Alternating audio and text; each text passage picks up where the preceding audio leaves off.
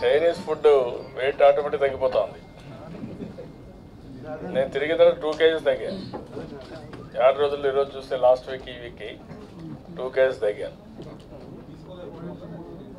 అంటే పని కూడా యాక్టివ్ ఉంది, కానీ ఫుడ్ కూడా లైట్ ఫుడ్ అనిపిస్తుంది.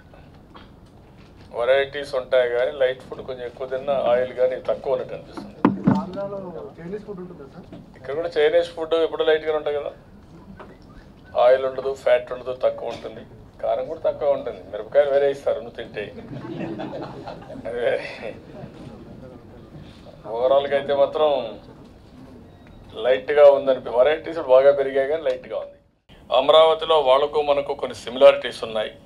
బుద్ధిజం, ఇక్కడ బుద్ధ విజిట్ చేయడం, అంతేకాకుండా Nagarjuna started university to promote Buddhism.